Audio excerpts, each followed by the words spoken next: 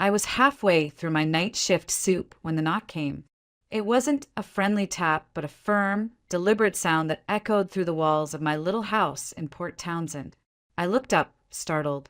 The wind outside had been howling since sunset, carrying the scent of the sea and that winter sharpness that never quite lets go. I pulled the throw blanket tighter around my shoulders and stood, the spoon clinking against the bowl as I set it down. My porch light flickered on automatically when I opened the door, and that's when I saw the patrol car. The blue and white cruiser parked just off my driveway, lights still spinning but silent. A young officer stood there, rain dripping from the brim of his hat. He looked barely older than my son would have been if he were alive. "Vivian Blake?" he asked, his voice calm but urgent. I nodded slowly, already sensing the dread clawing at my chest. "We need to talk. There's been an accident. A man and a young boy were rushed to the emergency room. The names, Daniel Blake and Aiden Blake." The porch spun beneath my feet. I gripped the doorframe like it could stop time. My lips moved, but it took a moment for words to come out. "That's not possible," I whispered. They died 5 years ago." The officer hesitated. "Ma'am, I need you to come with me. Right now." I didn't change out of my scrubs. I didn't even grab my coat. I just followed him into the rain, numb, my mind looping that same sentence. They died. I buried them. I saw the ring. I cried over their ashes. We drove in silence. The only sound was the hiss of the tires on wet asphalt and the occasional squawk of the police radio. I stared out the window, watching the raindrops race each other down the glass, and tried to make sense of the impossible. 5 years ago, Daniel had taken Aiden on a fishing trip off the coast. A freak storm hit. The boat was found wrecked. Only his wedding ring came back to me, scratched and cold in a plastic evidence bag. I had collapsed to my knees when they gave it to me. I remembered the salt on my lips, the sound of the sea, the way grief hollowed out everything I thought I knew. And now a knock on my door. A name. 2 names. Daniel Blake. Aiden Blake. Alive? As we neared the hospital, the officer finally spoke again. There was a collision. A black sedan hit the median on Highway 101. 1 male driver. 1 child in the back seat. Both transported unconscious. A third person, a woman, was in the front passenger seat. I turned sharply. "A woman?" He nodded. "Also injured. Stable condition.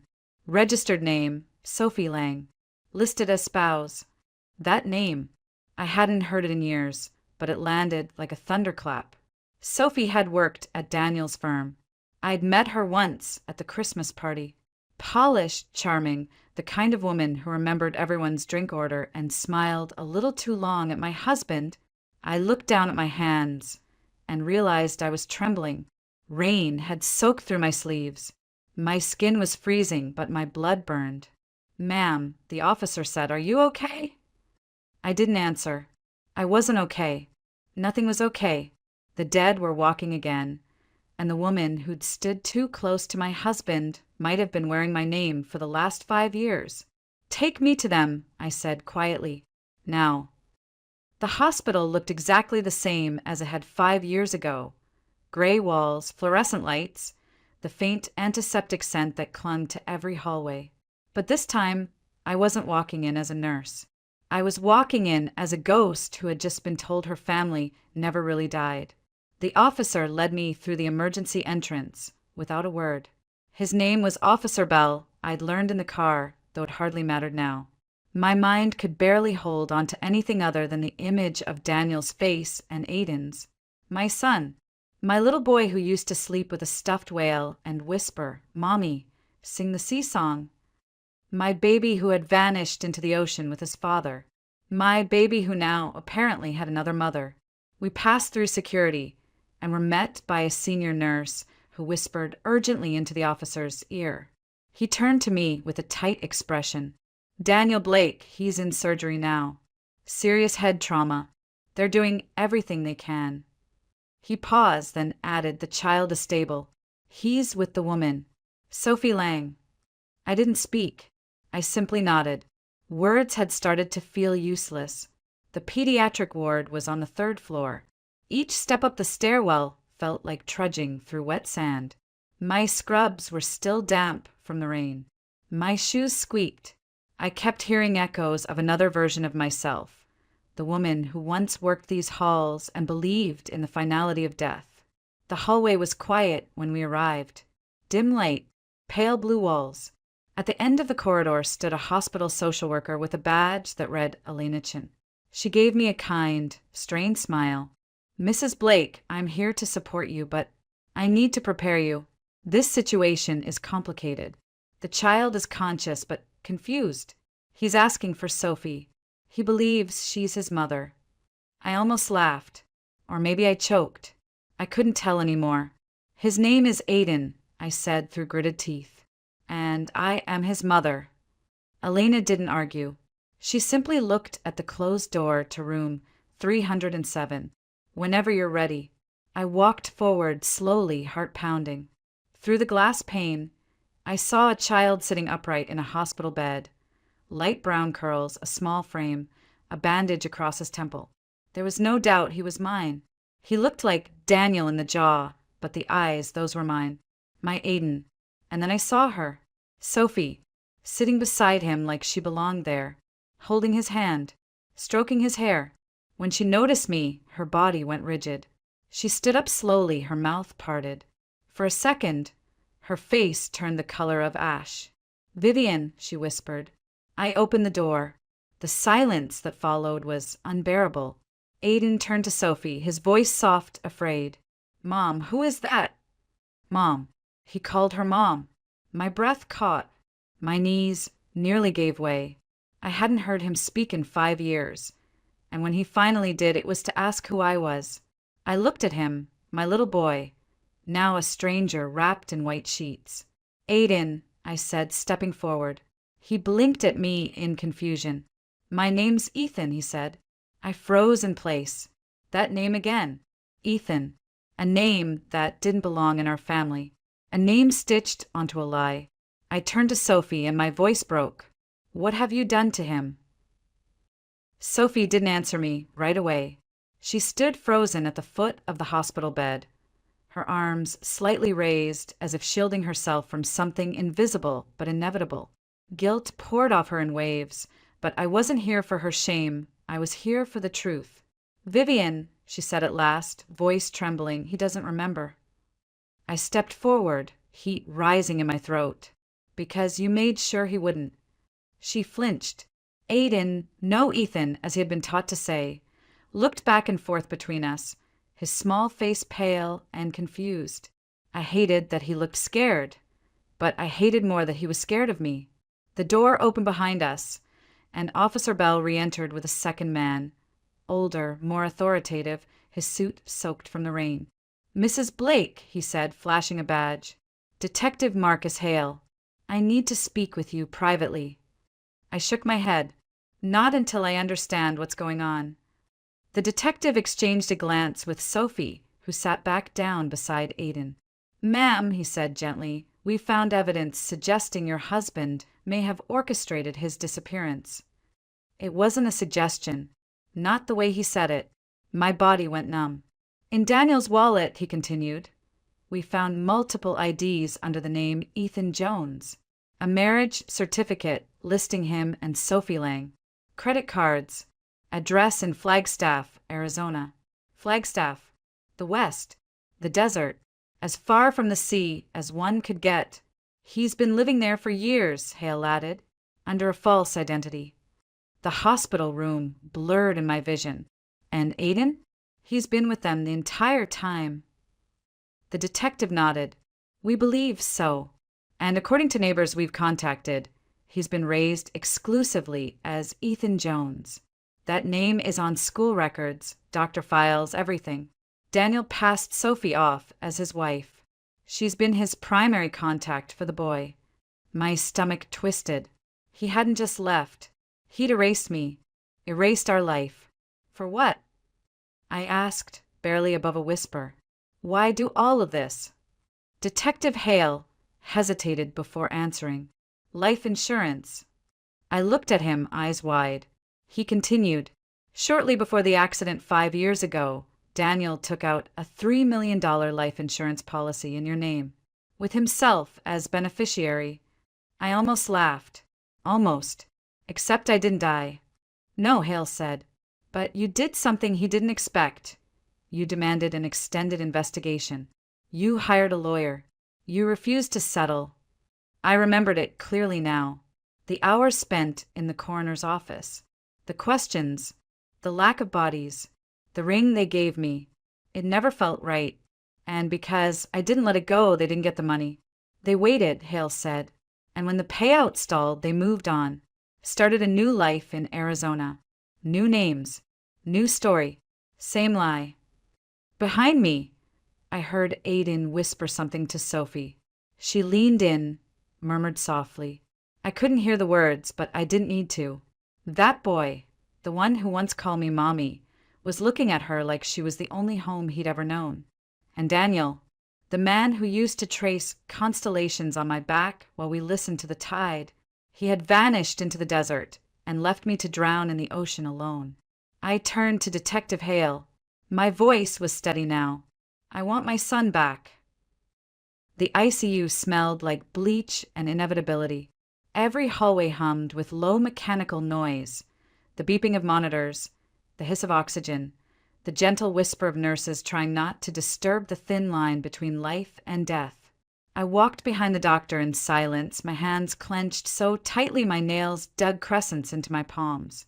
Daniel Blake lay behind curtain 7, the same man who once built a cradle for our baby by hand, who kissed my forehead before every night shift, who held my hand at my father's funeral.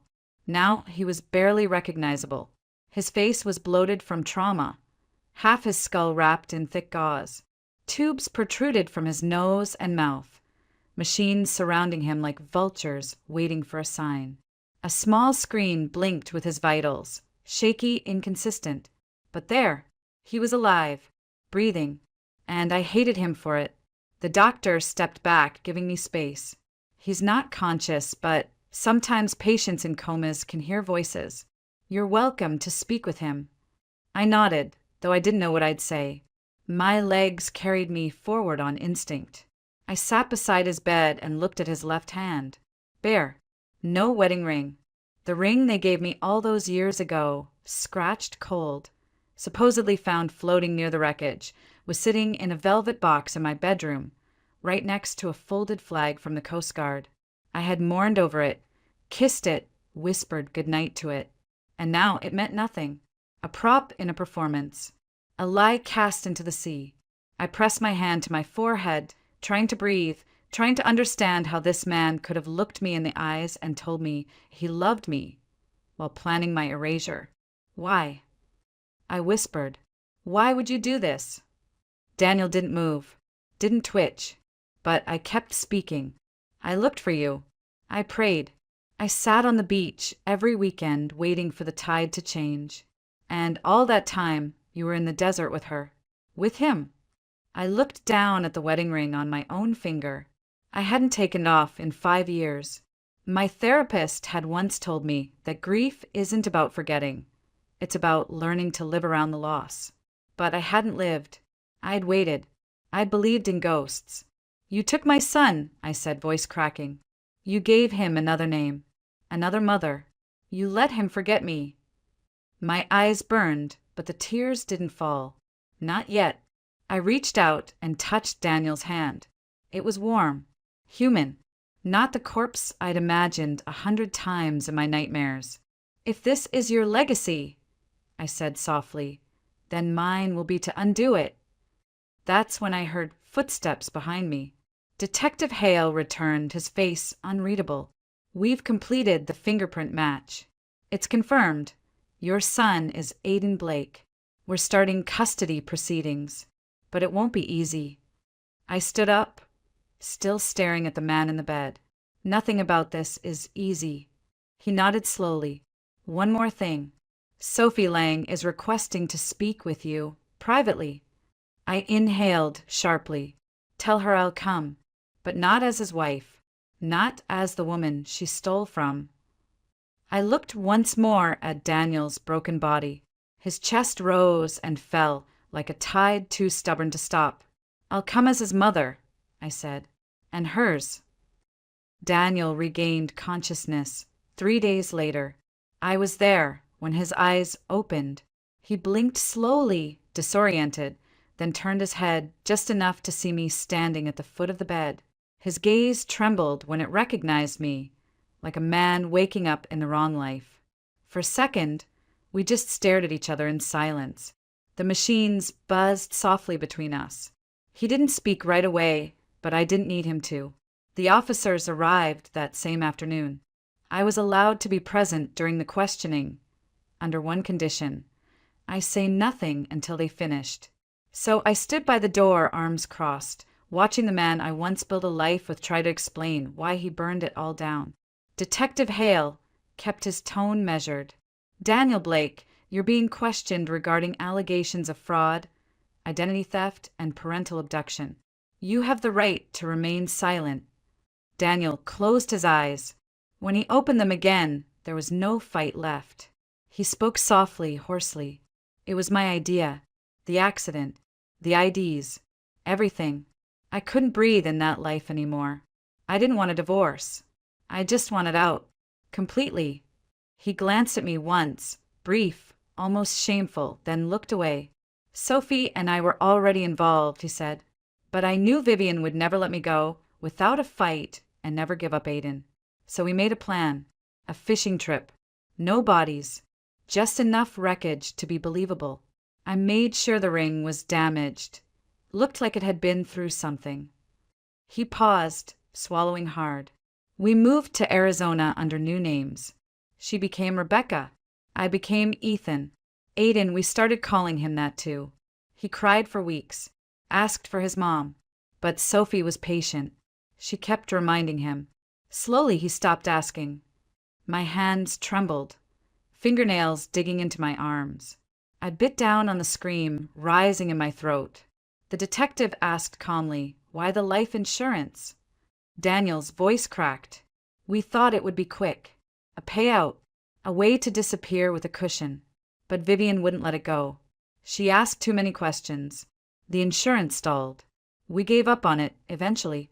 Tried to move on." "By stealing a child," Hale said flatly. Daniel said nothing. The next day, he signed a confession. Later, the court granted me temporary custody of Aiden. The psychologist recommended a gradual transition. No forced confrontations. No ripping him away from the world he knew. Just quiet, deliberate presence. Rebuilding trust, not memory. I agreed. The first time I visited Aiden's hospital room alone, he looked at me like a stranger. Sophie had been transferred to another facility. The bed beside him was empty. "Hi," I said, holding out a photo. "This is your second birthday. I made the cake myself. Blue icing, your favorite." He studied the picture. The boy in it had frosting on his cheeks and wore a crown made of construction paper. His smile was crooked, familiar. "I don't remember that," he said. "That's okay," I whispered. "You don't have to." Each day, I brought something new. A story, a stuffed whale, a seashell from Port Townsend's beach. Something real. Something mine. Eventually, he asked, "Are you really my mom?" I nodded, tears quietly slipping down my face. "I gave birth to you. I raised you for your first 3 years. I sang you the sea song." He didn't answer, but that night when I left the room, he said something that stopped me cold. "Good night, Miss Vivian." Not Mom. Not yet, but it was a beginning. The first time Aiden laughed around me, it was over something small. I had tripped on the hospital chair leg, classic clumsy nurse move, and spilled a cup of apple juice across my sleeve. He giggled. Not a full belly laugh. Just a quick, surprised chuckle, but it was real. And it didn't come from fear. That sound lit something inside me I thought had long since gone out. Each day I returned, bringing pieces of the past. A plush stuffed whale named Wally. A bedtime book we used to read. A drawing of a boat with his crooked, 3-year-old handwriting. Sometimes he looked at them with blank confusion. Other times, something flickered behind his eyes, like a light trying to remember how to turn on. But he still called me Miss Vivian, and I still answered with love. Dr. Lauren Patel, the child psychologist, warned me not to rush. "Don't chase memories," she said gently. "Just create space for them to return on their own, if they do." So I sat beside his bed every evening, reading aloud stories we used to love. I showed him photos, birthdays, beach trips, Sunday pancakes. Some he stared at quietly. Others he handed back with an indifferent shrug. But one evening he surprised me. We were looking at a photo of him wearing blue overalls and holding a balloon shaped like a fish. He tilted his head. "Was that my favorite?" he asked softly. "Yes," I said. "That was your 3rd birthday. You cried when the balloon popped." He didn't laugh, but he nodded almost to himself. Later that same night, he asked, "Why do I have 2 names?" I braced myself. "Because you had 2 lives," I said gently. "You were born Aiden Blake. That's the name I gave you. But for the last 5 years, you've been called Ethan Jones." He looked down at his blanket. "Is Dad a bad guy?" I sat still, the weight of that question enormous. "I think Dad made a very big mistake," I said. "And mistakes hurt people. But I think he still loved you." He nodded again. "Do you love me?" I leaned forward, reaching for his small hand. "I never stopped." A week later, the court granted me full legal custody, with a gradual reintegration plan overseen by Dr. Patel. Sophie had been sentenced to 5 years, Daniel 7. Their bail had been denied. I didn't attend the hearings. I couldn't bear to see either of them again. Aiden moved in with me shortly after. The first few nights were hard. He cried for Sophie in his sleep, woke up confused, disoriented, calling out "Mom." But not for me. I sat outside his room, pressing my forehead to the door, letting his grief burn through me. Then one morning, just before dawn, I heard small footsteps. He came into my room, dragging his blanket, and climbed silently into bed beside me. He curled up against my side and whispered, "I don't know if I'm Aiden or Ethan today, but I feel safe." I wrapped my arms around him and didn't speak. We didn't need words. Some nights he still wakes up crying. Some days he calls me Vivian. Other days he slips and Mom escapes before he catches it and stumbles. I never correct him. Healing isn't linear. Memory isn't loyalty. I'm not fighting for who he used to be. I'm learning who he is now, and I'll meet him there. Every time. Rebecca Lang, no, Sophie had asked to see Aiden. The request came through her court-appointed attorney a month after the sentencing. She was serving her time in a medium-security facility outside Spokane, and the request was worded carefully. Supervised visitation in consideration of her 5-year maternal role. My first instinct was rage. The very idea that she deserved access to him after what she did felt obscene. But Dr. Patel urged caution. "He remembers her," she said, "not as a villain, but as the person who packed his lunch and kissed his scraped knees. We can't erase 5 years." Erase. That word lingered. They had tried to erase me. And yet here I was, holding my son's hand through nightmares, teaching him how to ride a bike again, laughing when he declared vegetables are evil with the dramatic flair only a child could conjure. The bond was growing, not from memory but from choice, from presence. So I said yes. One visit. Supervised. Nothing more. That morning, Aiden was quiet. He wore the blue hoodie I bought him for his first week of school and clutched Wally the Whale to his chest. When I asked if he wanted to bring anything else, he shook his head. The visitation room was a sterile space with 2 white walls and 2 plastic chairs. Sophie was already inside when we arrived. She looked smaller, paler, her hair pulled back, her eyes red. She stood when she saw him. "Ethan," she whispered. He didn't move.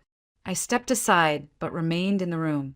A court officer stood in the corner. For a long moment, nothing happened. Then Aiden spoke, barely audible. My name's Aiden now. Sophie swallowed. I know, sweetheart. I've missed you. He looked down. You lied. Tears filled her eyes. I did. And I'm so sorry. I thought I was doing the right thing. I thought we could be a family. I didn't mean to hurt you. But you did.